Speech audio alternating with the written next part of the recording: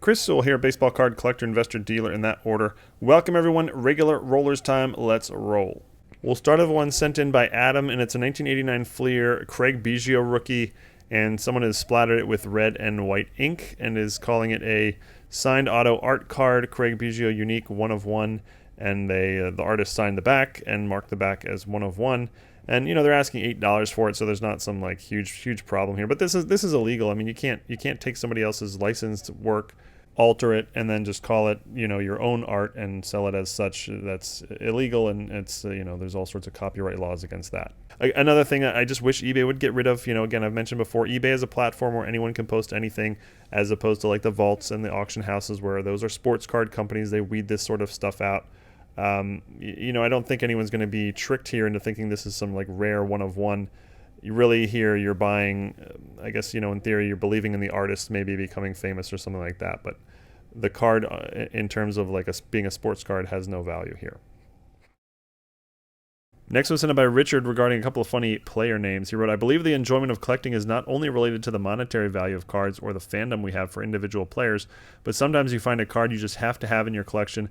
I've always prized my 1986 Razor Shines, even though it's probably only worth about a nickel. But last week I found another one I just could not pass up. This is a 1961 Topps Buzz Guy. I probably overpaid when you factor in the shipping, but hey, you can't make this stuff up. He's even got the haircut to match the name. He is Buzz Guy. Next one sent is by Matthew, and it's another fake. I actually got a lot of fakes this week. It's a 2020 Panini Prizm autograph, Joe Burrow rookie, I don't know, red shimmer prism maybe. But it's actually none of those things, as it's a fake card. And you can see the label was clearly designed to imitate a PSA label, but it's not a PSA label. It's just a random no-name label. There's actually, I guess it's given premium sports grading on the back, but that's not a legit company. Nothing is correct about this card. Now, luckily, at one point I was looking at this and it was over $1,000 in auction, but it clearly got taken down or blocked by eBay, as it ultimately shows no bids at 99 cents. So eBay did catch this one and cancel it. But again, I wish this wouldn't have even gotten listed. See my earlier comment about the vaults and the auction houses. This was sent in by Grant, who wrote, the 2006 BCS National Championship is still viewed as one of the best college football games of all time. The USC Trojans were led by Heisman winners Reggie Bush and Matt Leinart, as well as Lendale White, squaring off against the Texas Longhorns with quarterback Vince Young. Ultimately, Young led the Longhorns to a win in dramatic fashion. The 2006 NFL draft class was viewed as one of the most talented draft classes in many years, and the hobby was chasing after Leinart, Bush, White, and Young. I picked up this card from PWCC. It's a 2006 Topps Premier Quad Auto featuring the players already mentioned. Reggie Bush was drafted number 2, Vince Young number 3, Matt Leinart number 10, and Lendale White number 45.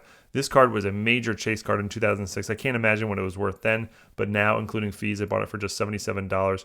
I could not find any sales history on the card. It's only graded a 4, but is the only copy PSA has ever graded. This card is an amazing example of rookies not working out in the NFL. Bush was a complete rock star as a college athlete, to go with Heisman winners Leinart, and Young was actually the NFL Rookie of the Year and made the Pro Bowl as a rookie. Also, the only likely Hall of Fame player from the 2006 draft class, Andrew Whitworth, an offensive lineman that was drafted number 55 overall to the Bengals. This was sent in by Paolo, and it's it's a reprint card. It's not a fake. This is a legit reprint card. 2016 Topps Berger's Best, Jackie Robinson. It's graded PSA Gem Mint 10. Now, the card is identical looking to a 1956 Topps Jackie Robinson. But the seller, it's listed on the PSA label 2016 Topps, and the seller's even listed it correctly in the eBay listing. 2016 Topps number BB5, Jackie Robinson, Berger's Best, PSA 10. Everything about that listing title is correct. I mean, if anything, this is, in my opinion, on Topps. Like, why is Topps producing identical reprints? What's the value in that other than to confuse people in the hobby? The seller here, this is a legit reprint. This is not a fake or anything like that. This is a legit card. It's graded legitimately by PSA. So I think the seller, is not doing anything wrong here. The asking price seems pretty high. So I mean, I guess you could, in theory, say that's like misleading in a way. But the seller is allowed to ask whatever price they want for their card. So I think they're okay here. Sticking with our fake themes, and I told you there are a lot this week. This was sent by Kirk, who wrote, I ran across this listing and thought it was worth sending your way. Haven't personally seen KDA grading before, but the attempt to label similar to PSA seems very sketchy to me, along with the listing that just says Gem Mint 10 and no mention of the grading company. Clearly, the centering issues alone suggest that this card is not Gem Mint 10 worthy. Yeah, there actually were a bunch of companies that did this. KDA, I've never heard of them, but a bunch of companies just basically tried to mimic the PSA label with the red border and very similar, font and size, and just didn't put PSA or anything on the label and hoped that people would overlook that. This is a fake grading company, or somebody in their garage grading company, and I have no idea if the card is actually legit. But yeah, it looks a little bit off center. I mean, I wouldn't consider this worth anything. Now, if this was a PSA 10, $129 would be a total steal, but for a John Stockton rookie. But it's not, so it isn't. This was sent by Thomas. I love this sort of lot, so I guess it doesn't matter whether I make or lose money, but I am trying to become Chris Sewall too when it comes to having confidence about what I'm buying and why and how much I can sell the cards for later. So here it is, just 20 cards, all in for about $61, an average around $3 per card. I don't feel like I killed it, but I think and hope that I can make my money back and more. What are your thoughts? So it's a nice lot from the 60s and 70s, and this, for a lot like this, it's all about condition. That's what it's all going to come down to. You got some stars in here. You got a 71 Rose, a 73 Rose, a 67 liters with Koufax, 68 Killebrew, 67 Marichal, 74 Griffey rookie, and some others. It's all about condition. Take the 67 league leaders here. You got 4 Hall of Famers on here, including Koufax and Bob Gibson. This card's worth a couple bucks if it's in low grade. It's probably, $5 to $10 if it's in mid grade. And in high grade, it can be $20 and up. And basically the same thing, for example, with the 73 Rose here. So the condition is going to, drastically change everything. So you got to kind of do your best looking at the pictures and looking over the item description. In this case, they don't give you much. I have no knowledge of grading or any such understanding of that.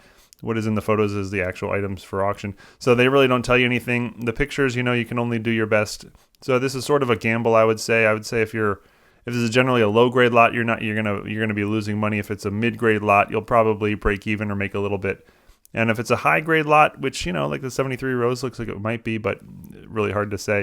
If it's a high grade lot, you'll do very, very well. So that's sort of how I would break it down. This was sent by Rob, who wrote, my main personal collection gears towards Griffey and Acuna. One of the main highlights of my Acuna collection has been obtaining a gold-based parallel from each year. I had no trouble obtaining 2019 to 2023 over the last few years, but the 2018 gold Acuna had eluded me for a while now. I'd been watching the gold prices and figured a 10 was out of my range, but a BGS 9.5 was within the realm of possibility. There was a BGS 9.5 ending on April 1st. At the time it was expiring, I was still hesitant as the price was over $225 and I really didn't want to pay the $450 that it had been going for. So in the final seconds, I threw out a bid of $290, assuming to lose, but not only did I win, I won it for $255. At the time, I wasn't fully aware of the BGS grading announcement snafu, but I definitely think that attributed to my gain. The previous 3 9.5s had all been around $450, and I just got that at nearly half the price. There have been a few sales of the gold parallels across other grading companies. A notable one this week was a PSA 5 that sold for $172. Wild. Anyways, glad to finally have the card. The rest of the gold should be relatively easy from 2024 and on. This was sent by Patrick, wrote, I'm from Canberra, Australia. It's not really a place you'd find synonymous with card collecting, especially stuff from the US, but a mate of mine is a huge baseball fan and has a pretty decent collection of cards. I fell in love with his pre-war T206 cards and have built a small collection of my own. I enjoy the beauty of the illustrations and the fact that they're over 100 years old. I love to imagine the first person to have pulled the card from a pack and where it has been since then. Although baseball isn't popular here in Australia, cricket certainly is. It's our version of baseball and is considered our national sport. It's probably not known to many people, but we have our own pre-war cricket cards from cigarette packs.